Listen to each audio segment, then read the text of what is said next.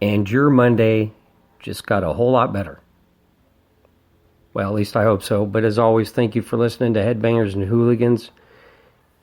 It's yours truly, Scummalicious, and I'm just going to get right after it. We ain't got time to dilly-dally. Just a quick shout out to all the troops, to all the veterans, to the ones who are serving, and to all those who lost their lives. Much respect. Definitely have more balls than I do, and I appreciate everything that they do. So, thank you. And before I get into my top 10 most underrated albums, and you know that is probably the best, most underrated list out there. I know there are thousands of them, but mine has to be the best. In my mind it is. Anyway, came across a story today on Facebook, and it's something that we see all the time. We see it too much. And I know for me personally, I'm sick of seeing this shit. It's just, it's beyond ridiculous now. And what's another ridiculous thing is the people who take videos of it and then put it on social media. I'm talking about these kids that are getting bullied, they get the shit beat out of them, and the next thing you know, whatever you're on, Instagram, Snapchat, Twitter, there's a video. And unfortunately, this girl, and I don't know her age, she was a teenager. The town where I grew up, yes, that same sea town that I'm always talking about, and I'm glad I grew up there. It happened there, and that really pisses me off, to be honest, but it's like a 7-minute video, and I can't hear everything that they're saying, but this girl, first she's on a couch, and they're all in her face, and they're pulling her hair, then she ends up in the bathroom, and they spray shit in her face. They beat the fuck out of her. A whole house full of people. She ends up hiding underneath a truck, and I seen the post today, and a lady that lives down there in Sheridan is raising some money for her, and which is awesome. I'm glad she's doing that. And of course, I think people are already donating. But this shit really has to stop. It really does. I am so fucking sick of all these bitch ass fucking punk kids beating the fuck out of innocent people. And I know there's two sides to every story. Maybe this girl was different. Maybe she said something that they didn't like. Or maybe made a post on one of them fucking social media sites that they didn't like. But there is no excuse for what they did to her. And I don't want to hear this.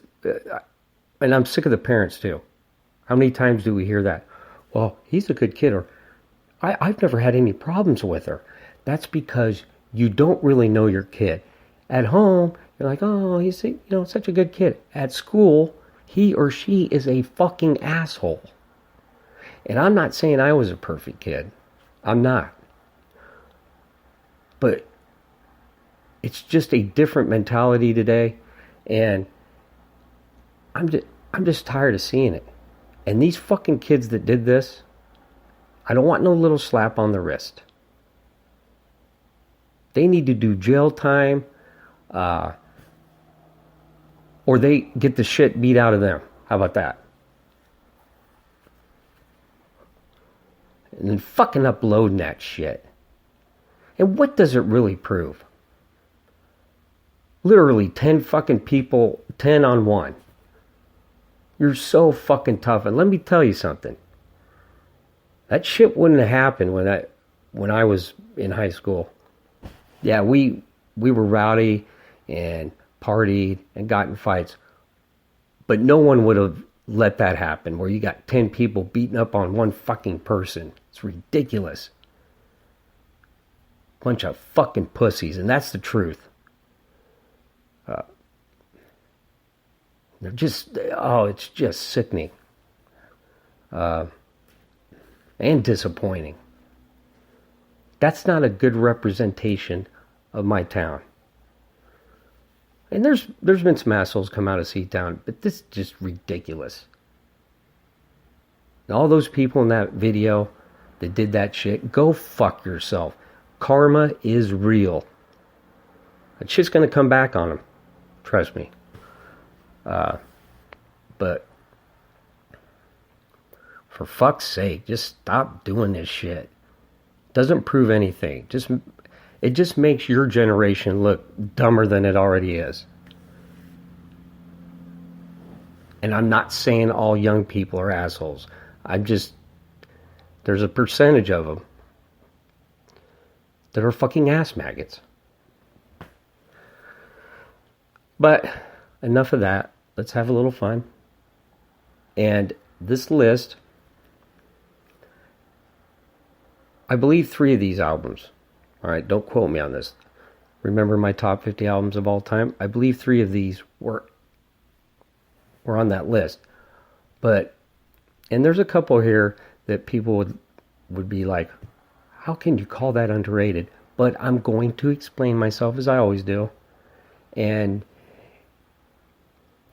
you'll hear what I say, and you'll be like, he's so right. At least that's what I think. Anyway, and they're not in any order. It's not from, the 10th most underrated album to number 1. It's not like that. These 10 albums, they're all amazing, and they're all super underrated, in my opinion. All right. Number 1. NWA. No, not Straight Outta Compton. Their second album. And I'm pronouncing it the way they have it wrote on the cassette, because I had the cassette. Eiffel Vorsagen. That's backwards. All right. You can look it up, and you guys can say that word. I'm not saying it. Anyway, it was their second and final studio album in 1991. Now, a lot of people don't talk about this album. One thing that sucks about it is that Ice Cube's not on it. He had already left the group. But it's still just hardcore NWA. To Kill a Hooker. One Less Bitch. Find 'em, fuck 'em, and flee. She swallowed it. And it's crazy to think they only did 2 albums, but what they did with those 2 albums, hey, can't deny it. All these rappers, I've said 1,000 times, we heard it 30 years ago. It's from these guys. My second album, Suicidal Tendencies. I had the cassette. I actually gave it to Brian. Suicidal for Life came out in 1994. And I'm telling you, and I'm just going by the cassette, but this album is so fucking incredible just for one side. The second side is good too. But Don't Give a Fuck, No Fucking Problem, Suicidal Motherfucker, Fucked Up, Just Right, No Bullshit, What Else Could I Do? Those 6 songs alone make it an unbelievable album. Mike Muir at the top of his game, in my opinion, on vocals on this album. Rocky George was still in the band, just fucking shredding away with his Pittsburgh Pirate hat. And the production is it's perfect. If you have a cassette player like I do, you put this cassette in, boom, just explodes out of the speakers. And nobody ever talks about this album. And it's like, holy shit, how can you not talk about it? It's the best in their discography to me. I'll tell you, Brian probably agrees with me on that. Let's say you're lifting weights, something that I don't do, but I know a lot of people do. You don't have Pantera, this is what you put in. Suicidal for Life, Suicidal Tendencies. It would be bench pressing 500 fucking pounds. Seriously. All right. Number 3. P.O.L. Parade of Losers. Came out in 1995. And our man, Da Skunk. Yeah, that's his name. Tommy Da Skunk Hendrix, bass player, singer. I believe he wrote most of the songs on here. And when you look at the cover, it's just a drawn picture of them in this car, and they look like stoners and burnouts. But this album, and I do believe it's the only album they recorded. Once again, though, don't quote me on that. It's the only one I own. On cassette, of course. There ain't a bad song on this bitch. Yeah, I called it a bitch. Stupid. They made a video for that. Try not to make mistakes, but shit, it happens. Little blues riff there that he does. Sucks to be you. She's dead. She's dead and she won't shut up. I bought her McDonald's for supper. It's just a fun album. You know, you put it in, you're hanging out with your friends, drinking some beers, and you don't fast forward through any song. STD. I've got an STD. Some of the lyrics, yeah, a little goofy, but their fucking songs are so catchy. I Hate Myself and Dirtbag. That's on there. That's the best one on the album for me, Dirtbag. I bet a lot of people have seen this in bookstores, used cassettes and used records. Probably 6 of these cassettes sitting in the little bin somewhere. Shouldn't be. It's a really good fucking album. And if you do see it, pick it up for, what, $1, $1.50 or whatever the hell they're selling it for. You'll thank me later. 4th album. I had to do it. 10-Foot Pole, Rev. Came out in 1994. I'm going to be sucking some more Radinsky balls here. Last album he sung on with 10-Foot Pole. But he's so good on this album. And I'm not hating on, I believe his name is Dennis, who plays guitar on this album. To me, he's just not the same as Sky. Never Look Back, that's how this album kicks off. And you're in. The first note, you're in. My Wall. I heard that on a compilation CD. I was like, who the hell is this? 10-Foot Pole, I got to get this. Old Man, great tune. Closer to Gray, Muffled, Broken Bubble, which they did a video for. Just another underappreciated album. People probably see it like, who the fuck is 10-Foot Pole? Rev. Just great song after great song. And you get my man Radinsky bringing it, as he always does on vocals. Yeah, it's worth your time. And it clocks in at like 33 minutes. Quick album, and it's perfect.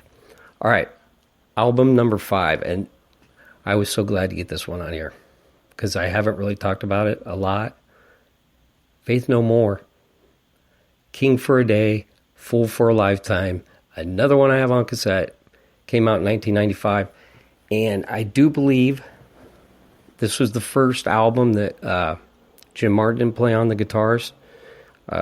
Trey Spruance, who played in Mr. Bungle with Mike Patton. I love this album. Ricochet, The Gentle Art of Making Enemies, Cuckoo for Kaka. Yeah. Cuckoo for that caca. What a Day. The Last to Know.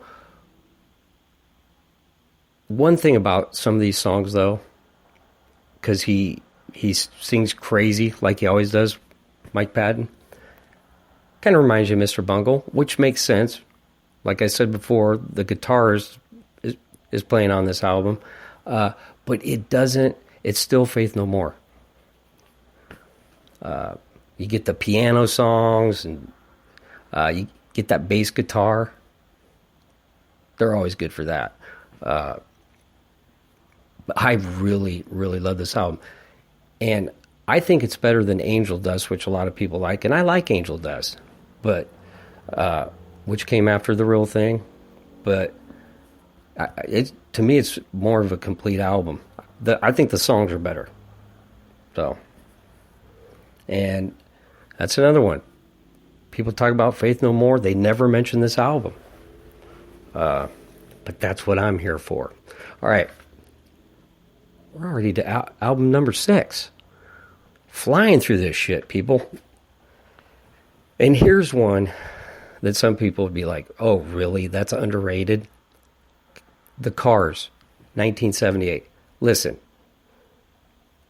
The self-titled album, came out in 1978. The reason it's on here, and listen, the first 3 songs on here, Good Times Roll, let the good times roll, dun, dun, dun, dun, dun, dun, dun. My best friend's girl, my best friend's girlfriend, she used to be mine, ding, ding. Elliot Easton, getting after it on the guitar, Just What I Needed. Those are the first 3 songs on the album. And I know they're in the Rock and Roll Hall of Fame, which they deserved. Rick Ocasek, great songwriter. But no one ever mentions this album when they talk when they talk about especially the albums of the 70s. And I know you got Black Sabbath and Led Zeppelin and Queen and all these other historic bands, but this album is just as good as any of that shit. Yes, I said it. Bye Bye Love, Moving in Stereo, and they were ahead of their time. Got the keyboards in there. I think the drummer had the little electronic drum set before the Flock of Seagulls were playing that shit. And I get it. It's like, well, a lot of people would say it's a great album, but it's still underrated in the fact that people don't put it up there with all the greats. And like I've heard people say, well, REO Speedwagon, High Infidelity. Now that's a fucking amazing album. If you're going to call that an amazing album, and it's got some good songs on it, but it ain't better than this one. It ain't better than The Cars. That's just my opinion. So, there you go. Album number 7. I had to do it. Oscar. Treatment 5. Came out in 1999 on Epitaph Records. Remember that label? The label that used to be good? You know, not to go on a rant or anything, but I just don't know what the fuck happened to that label. The last time I got on their website, I was horrified, to be quite honest with you. What the come on, Brett. What the fuck are these bands playing? Anyway, Devin Williams, and I've mentioned him before, guitarist, singer, had that voice. He was pissed off. I think he was only like 18 when they recorded this album. But when you listen to it, it doesn't sound like somebody that's 18 years old. Seriously. But he is pissed off, and it's aggressive. It's balls to the wall. Useless, Ballad of a Traitor, All Right, Panic, Lucky, Fuck Me, Numbskull, Asshole, Shitface. Another album where there is not one turd on there. No turds. Every fucking song is good, and there's 18 of them. I remember when I bought this album, because I'd heard one song on a compilation CD, and I was like, I gotta get this album. And holy shit, I don't think this fucking CD came out of my CD player for 3 months. And it still holds up to this day. And another one, nobody fucking knows who they are. But people know who fucking Good Charlotte is, but they don't know who Oscar is. And that's a shame, people. Album number 8, Strung Out. I had to have them on here. Exile in Oblivion. And this is an album that I personally have been kind of not given the respect that I should have been. I'm a huge Blackhawks fan. Everybody knows I love that CD, especially, and Suburban Teenage Wasteland Blues. Very special album. But this bad boy, holy shit. Kicks off with Analog. That guitar comes in, you think you're listening to a fucking thrash album. And then they go into Blueprint of the Fall. The guitar solo in that. Not that we're surprised. Anybody that's a fan of this band knows that Rob and Jake, two of the best guitarists on the planet. That's spitting facts, people. The drums. Excuse me. Jordan Burns. He's just got that double bass going, and holy shit, you just feel it through the entire album. And Jason Cruz, perfect as always on vocals, and the lyrics, holy shit. A complex. Can I use the word beautiful? I know that sounds makes me sound like a tulip, kind of. Oh, that's a beautiful album, but seriously, holy shit. You listen to it, you're like, how in the fuck did somebody write this shit? This is coming from a guy who, I kind of write songs like The Queers, See You Later, Fuckface, songs like that. I just incredibly talented band. One little nitpick, I have to admit, the production. I don't care for the production. Vocals, perfect.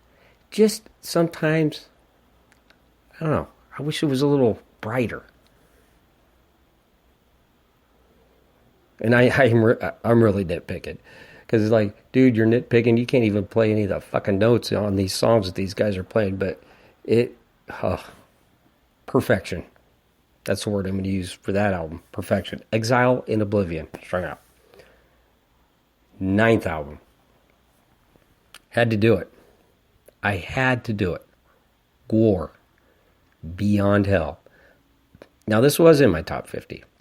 But it's still... I just don't get it.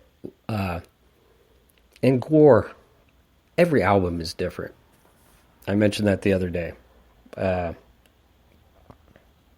just who they are. But one thing that definitely stands out on this album, okay, America Must Be Destroyed.